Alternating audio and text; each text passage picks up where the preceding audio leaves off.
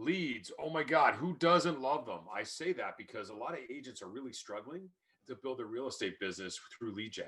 So I thought I would create a video for you guys to show you exactly how it's done.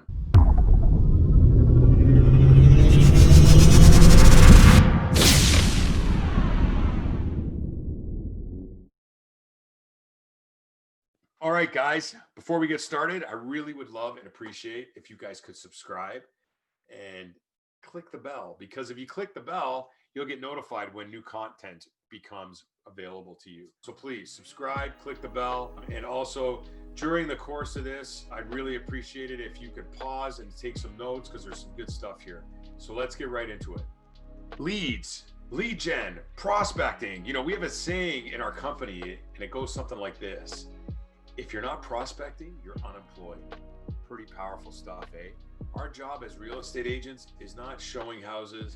It's not selling houses and doing open houses. Well, maybe doing open houses. But anyways, our job is to prospect, because without prospecting, all that stuff that I just talked about, the showing, the listing, all it doesn't exist. None of it exists without leads. And furthermore, we'll go a little deeper. In order to generate business from leads, you got to nurture and convert them. Now, I always say everyone's lost. Oh my God, there's this, there's that, especially new agents. They come in the business and they're like, I have no idea where to start. I got to do this. I got to do this. I got to do this. I got to do this. Well, you know what? Yeah, there's a lot of moving parts to the real estate business, a lot. I know a lot of you actually feel lost when you're doing your lead gen. What do I do? How do I do it?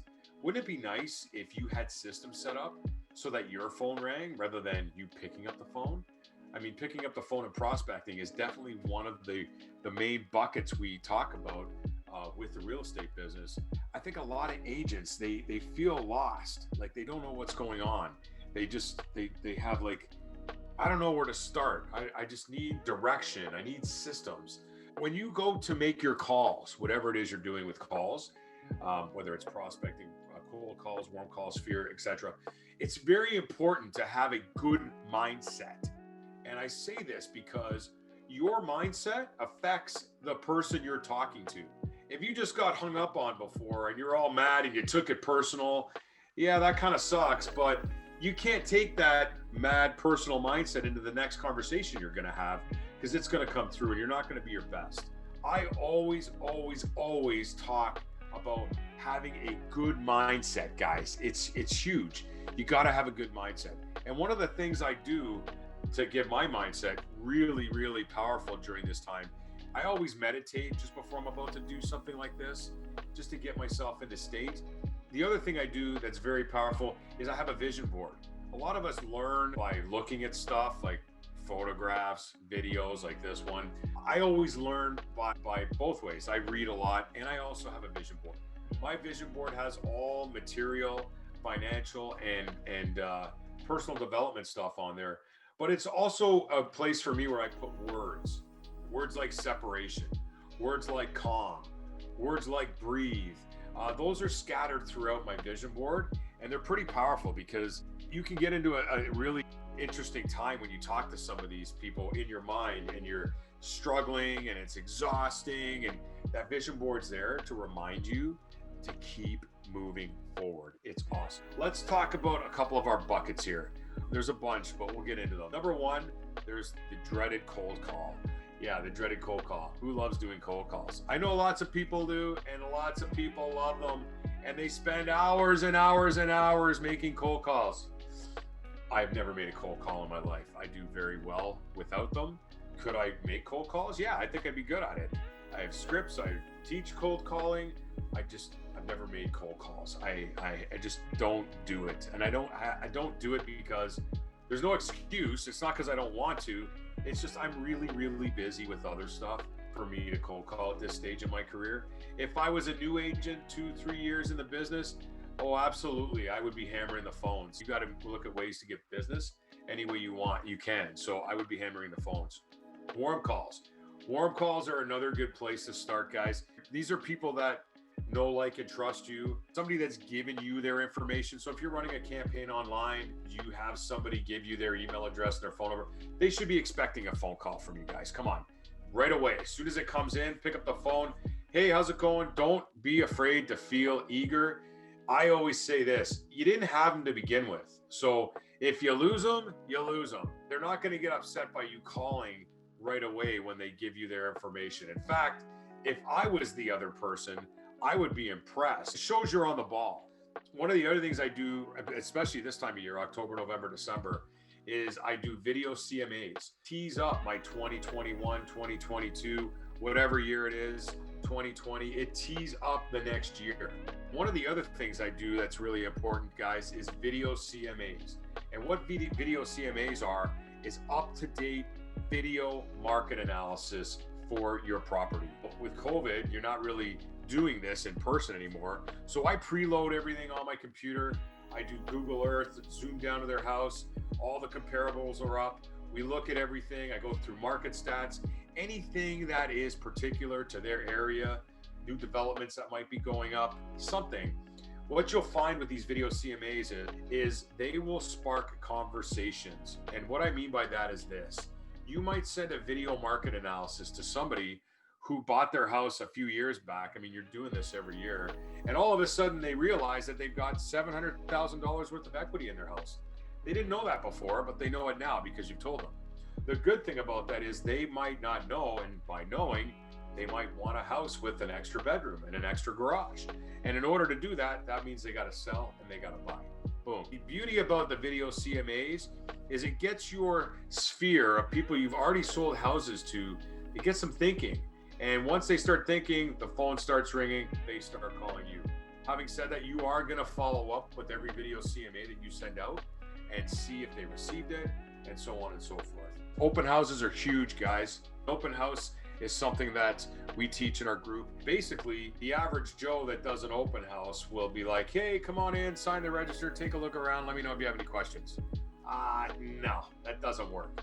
If you want to generate business for real estate, open houses must be fact-finding session. An example, someone walks in the front door, you start asking open-ended questions. Get them to tell you their story so you understand their needs, what they're looking for in a house. You will probably find out that when they walk in and after asking those conversations, that the house they walked into isn't even an option for them. And that's okay, because you're going to know the area that you're working in, and you're going to suggest a time to take them to see 2 or 3 other houses in that area. And if they want to look around in your open house, great. Imagine if you had 10 conversations like this at every open house, rather than sign the register, come in, look around, let me know if you got any questions. No. You got to be working, guys. When you're in that open house, you work, you prospect. Because if you're not prospecting, you're unemployed. Open house is huge. One of the things that we do now is virtual open houses. These are great based on the seller. They might not want you in their house to do a virtual open house because of the times we're in. However, they are very, very powerful. And I would also team up with somebody on your team and have them responding to the comments for the people that are at the Facebook Live, YouTube Live, or Instagram Live event. Those people that are putting comments in are all leads, guys. Open houses, video CMAs, warm calls, cold calls, FSBOs and expireds. Have a package ready to go. Drop it off. Develop relationships with these FSBOs. You don't necessarily have to get the listing. You can offer to help them with the listing privately of their house so that you get the purchase. Think big, guys. Big picture thinking here. This is very important that you think about the long-term aspect. If you end up getting the buy with that FSBO, chances are you're going to develop a relationship with that FSBO who's going to refer you to other people. He might refer you to people to help them sell their houses privately, which is not something I would suggest. You can always say no. You might be able to squeeze out a purchase where you didn't have it before. There's always something there, guys. Always ask a lot of questions and listen. 2 ears. Your sphere is another bucket for prospecting. Those are the people you've already bought and sold. people that maybe you haven't bought and sold, but that know you, like you, and trust you.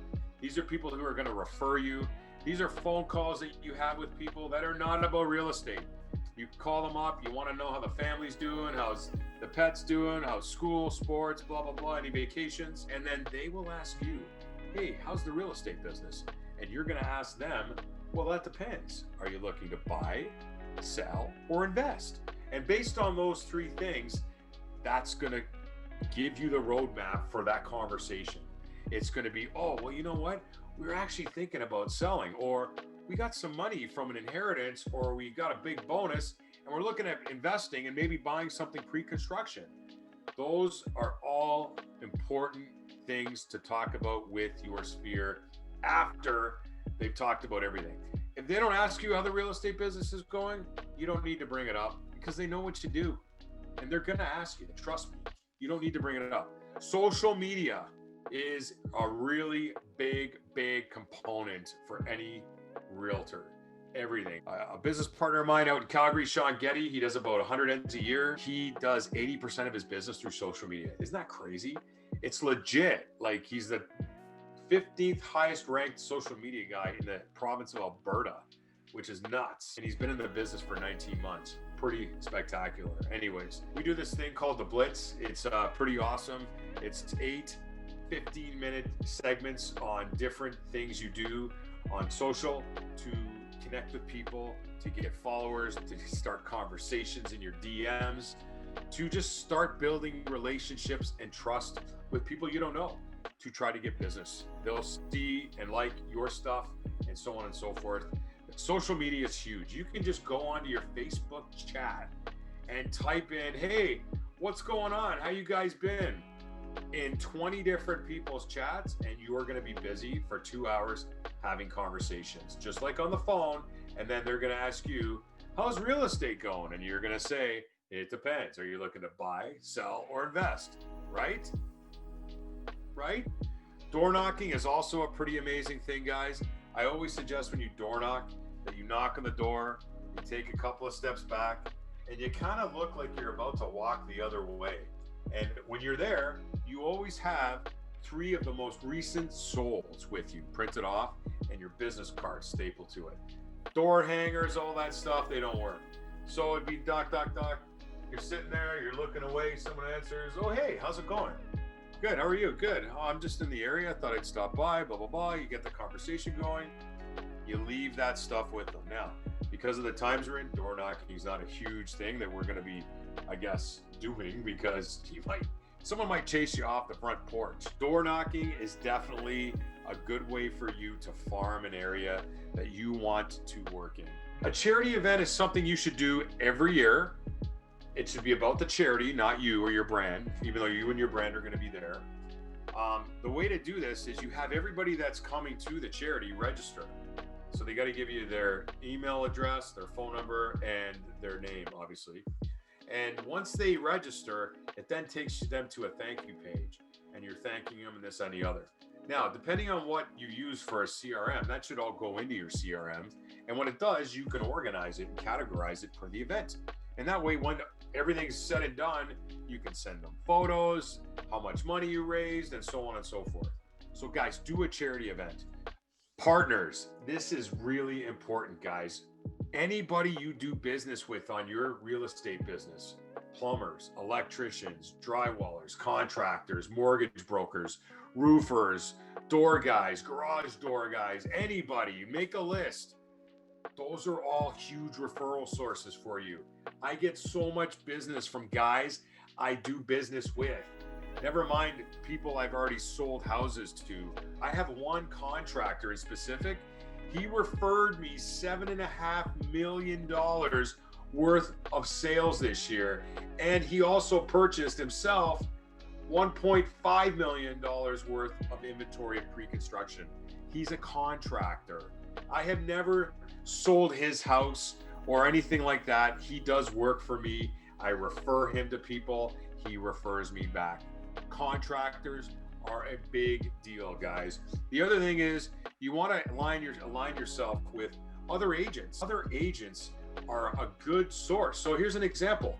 I was asked to show properties 2.5 hours north of my house, which I said, I don't really do that.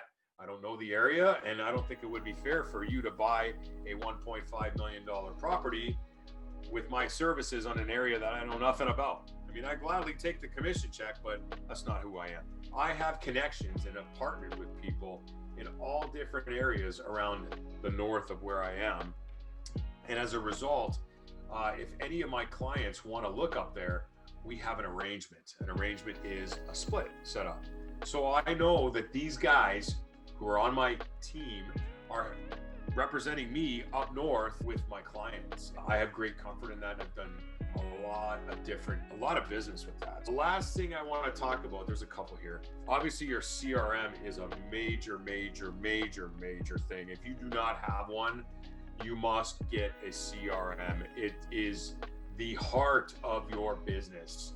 Without a CRM, if you're getting by without one right now, give yourself a little pat on the back right there, because you've done well. You've done very well. CRMs are huge. 99% of real estate agents use 1% of the CRM's capability. Just one. Imagine if they used 50, never mind all of it.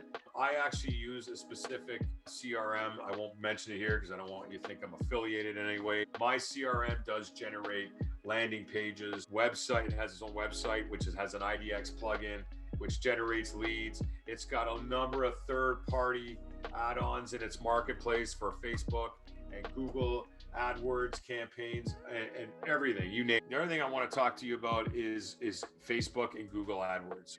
Those are really powerful things. Facebook lead gen is a one animal, and Google AdWords is another animal. I think they're both very good. I've used them both. I've had great success with both, and I've had failures with both as well, guys.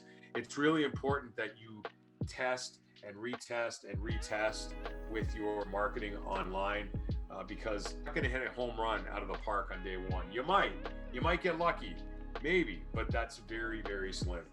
The other thing I really like is YouTube. YouTube is amazing. YouTube's a search engine. It's owned by Google, so it's a search engine, guys. And it's really important, guys, that you have a YouTube channel. And that YouTube channel has to be specific. If you have all kinds of stuff on your YouTube channel, it's not going to work for you. Make it specific. Have a target audience, guys. It's really important to know who you are going after with your content on YouTube. An example would be, I would have a YouTube channel on the area you work in. And that YouTube channel on the area you work in will not be anything related real estate. It'll be the top 5 things about that area. Top 5 things you didn't know about that area. The top 5 reasons why not to move to that area. The top 5 schools, the top 5 parks, top 9, top 15. Use odd numbers with your list, guys. It's better. All this is great, but none of it really exists without the time block. And the time block is super important. You must time block your prospecting and lead gen. Turn off the distractions and say, I'm going to sit down for 3 hours, 4 hours, and I'm going to prospect. And this is what I'm going to do. Have a plan. It's no sense just writing it down in your calendar and not having a plan. And review it the night before so you know it's coming the next day, so you can get yourself amped up for it. What I would like for you to do is below in the comments section, because I love interacting with people, it's what I do. I want you to draw out what your ideal day would look like from start to finish. And don't be shy. You know what? Knowledge is power, and it sucks if you can't share it. So draw out, let me know what your ideal day would be like as a realtor. Break it out, morning, afternoon, evening. The other thing I want you to do is go home and create a vision board. I'm going to do another session on goal setting in the coming days, and it's a really cool one, but everyone should have a vision board in their house, in their office. And what I want you to do is I want you to take a photo of that vision board, and I want you to put it on your phone so you can have it anywhere you go. You got that vision board. And that would be pretty amazing. The next thing I want you to do, guys, is practice any type of scripts that you have that you want to work on. If you're going to call somebody that's cold, make sure you have a cold script. Make sure you have a voicemail script. Make sure you have a script for your warm calls. Now, when I say script, I don't mean robotic. I don't mean just go by the script and don't listen to what the person's saying. You gotta go with the flow with the conversations. That's it for me, guys. Lead gen and prospecting. Make sure you hit subscribe because I like subscribers. I also like the thumbs up. And please, guys, please leave a comment below. I'm always trying to improve myself. Please leave a comment below on what you guys thought of this video and if there's anything I can do to improve. That's me, Will Mansour. Talk to you soon.